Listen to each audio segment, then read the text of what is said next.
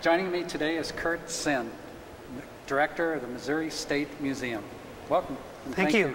Welcome. For the tour. Welcome to you, and thanks for coming. Okay. Let's progress with our tour. Let's start out talking a little bit about the building, why it's here, how it came about. This is actually the fourth capitol in the state of Missouri. The first one was in St. Charles. It served temporarily as the state capitol when Missouri was transitioning from a territory to a state. They had it there for about 2 years while they were deciding where to put the current capitol. They decided on Jefferson City because it was along the Missouri River and it was within 40 miles of the mouth of the Osage River, and that was very important because at that time river was the main artery for moving back and forth across the state. The reason it's the fourth capitol is we've had some fires. We've had a few problems with construction and fire. The first capitol in St. Charles still exists today. It's a historic site, part of our state park system, as is the State Museum. The second capitol was where the governor's mansion is, just east of the Capitol building. That burnt down due to a fire. We weren't real pleased with that. Had to build another capitol. They built a capitol on this spot, perpendicular to this one. It lasted until 1911, and then it was struck by lightning and also burnt to the ground. So then when we built this capitol, we had a brilliant idea. Let's build it out of stone and steel so it cannot burn. So this one is made of stone, complete with Missouri stone except for columns, and steel girdering so it will not burn. It's virtually fireproof. This capitol was finished in 1918 and it has been our capitol since then. I don't see us changing capitals at any point. It is a beautiful building. It still serves a great purpose, and it was a great bargain for the citizens of the state. Came in under budget, which is why we have all the great art in the building. We had $1 million approximate surplus after building the building, and so they use that on the art in the building, and that's why our capitol is consistently ranked in the top 5 every year. The seal is kind of the focal point of the building. Every state has a seal. It embodies our symbols of why our state is proud, what makes up our state. Ours is no different. Ours is a little confusing because it has 1820 on the seal, even though we didn't officially become a state until 1821, so we use both dates. Our Constitution was ratified in Missouri in 1820, but not accepted by the U.S. until 1821, so we have both dates. The State Museum was originally part of the design of the Capitol. They designed museum wings in this building. There's one on each side underneath the chambers of the House and Senate. This side is the History Hall. We have been slowly changing the exhibits on this side to give something new to the visitors, a reason to come back. The exhibits, when I came to be director, had been here over 20 years.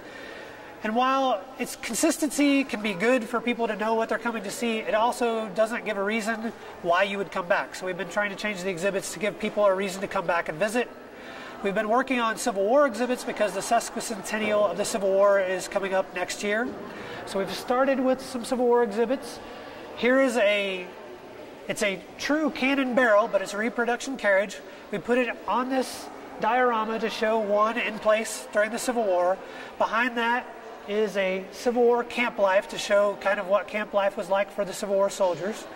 And then behind that we have a hands-on area where you can see now there's a family using the hands-on area to kind of interact with what was going on with the Civil War. They can use the camp materials that are in this scene. They can actually pick up the comb, the dice. They can try on clothing. They can have their picture taken in historic clothing. There are some games to play to teach them more about the Civil War. And so that was kind of our second effort. We're currently working on finishing the exhibit in the area behind the wall. It will be a complete redo of the Civil War sesquicentennial kind of gallery. We are working on it currently, but with budgets the way they've been, it's kind of a slow process, but we will have it open by May 10th of 2011. On the other side of the Capitol is the Resources Hall, which is also part of the museum. On that side, it is dedicated to Missouri's natural resources and then how we use them. That side, we are currently working on coming up with a plan to redo it to make the exhibits a little more hands-on, a little more interactive for people. It should take a few years before we get that process done, but we are working on it. Those two galleries make up the Missouri State Museum. That is our actual state museum in state law today and is part of what we do when we are giving tours and presenting programs to the public. Now we'll head up to the second floor, talk a little bit about the governor's office and the lunette paintings on the second floor. out in front of the governor's office. It is the center point of the building because the governor is the highest executive for Missouri state government, so his office is right in the middle of the building. It is an oval office, but it is slightly larger than the oval office in the White House, and it is more of an oval shape than the oval office in the White House. The governor uses the office a lot for signing proclamations, declarations, a lot of media events when he wants the public to know what's going on. They have some press conferences in there. For the general public, if you wanted to access the governor's office and meet with him, you would actually have to go through his reception area, which is just down the hall, and meet with the receptionist and get an appointment with the governor.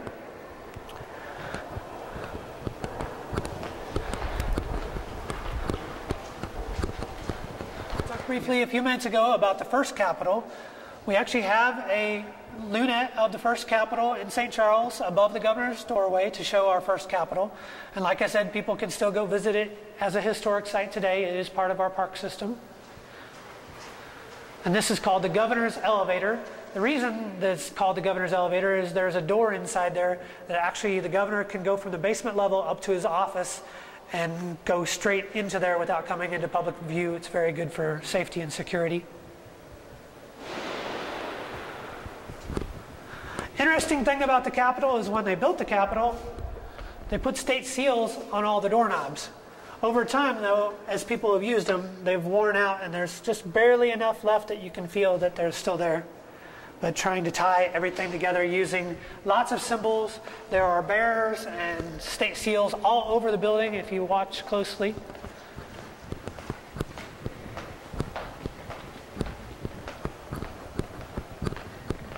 I'm going to talk briefly about a couple lunettes in the Capitol. There are over 40 lunettes, and we're not going to spend the time to discuss them all, but I'm going to hit a few of the ones that school children and families really connect with and remember.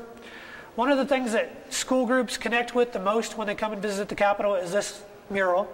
The reason we know this is people come in and they ask when they come in, they might be in their 40s, 50s, they come in and say, I came here as a fourth grader and I remember this one thing, and we always know what they're going to say, it's this lunette. The reason is it has some history, but it also has some magic. The lunette itself is a three-point perspective of the Eads Bridge in St. Louis, first bridge spanning from Illinois into Missouri.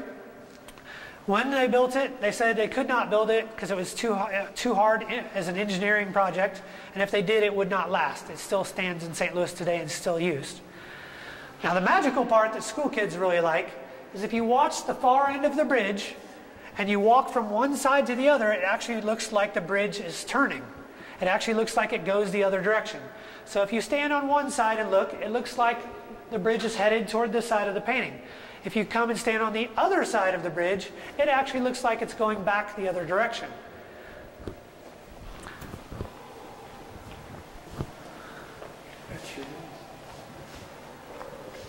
Oh my God. Holy cow. That is something.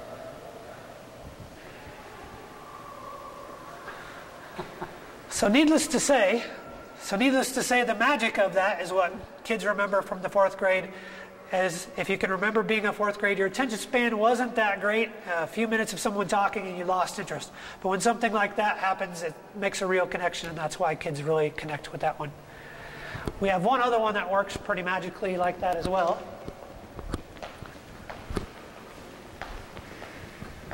And believe it or not, I can walk backwards and talk since that's part of the job. Go ahead and stop there on this one. This one also does a similar thing.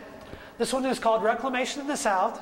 What it illustrates is that in Missouri, in the Boot Heel region, that area was originally swamp, and the ground was basically covered with swampland. There were a lot of trees.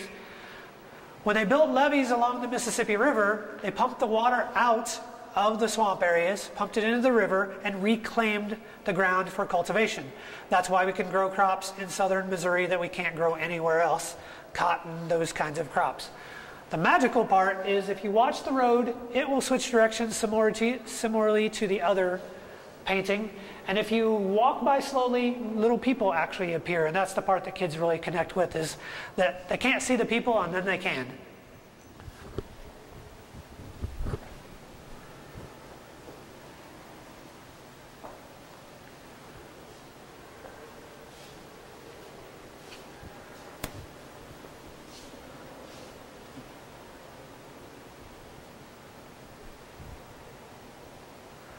Like I said, there are over 40 Lynette paintings on this floor, on the second floor of the Capitol.